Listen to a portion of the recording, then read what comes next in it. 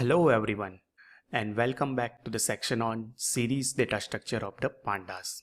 So in this section we are going to learn one of the very important data structure available in a pandas, like a one-dimensional series data structure. So let's see what is the series in a pandas. Series, you can consider it like a one-dimensional labeled array. So we have already learned about some of the collections in a Python, like a list and a dictionary, but this series is like an enhanced version of those existing collections available in a Python, which is written in a pandas library. So you can have a many more feature compared to list and a dictionary available in a Python. It can hold any kind of data type.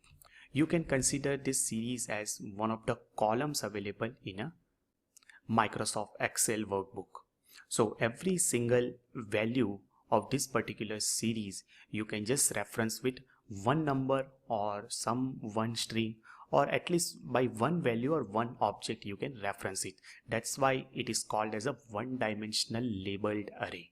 That every single value, if you just consider, let's say 238, so it is under coming as a line 6 and delete column.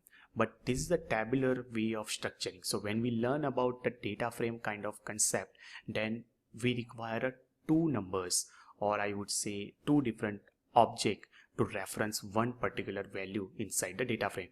But this series is a one-dimensional object, so we just need one particular number to access and to address any value available in a series data structure. So throughout this whole section, we are going to learn about first how to create the series. So from varieties of different ways, either through random generation of data or from existing Python collections or from the some comma separated file, how to generate this series. What attributes and methods we can apply on the top of it. We'll see one of the very important methods which we can apply on the top of this series, like apply method and a map method, indexing mechanism in a series data structure, plus value count method and in place parameter, and there are many more things we are going to see throughout this whole section.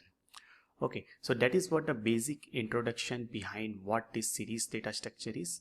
In the next video we'll start with how to create, or we'll start with creating a very simple series object of this pandas library.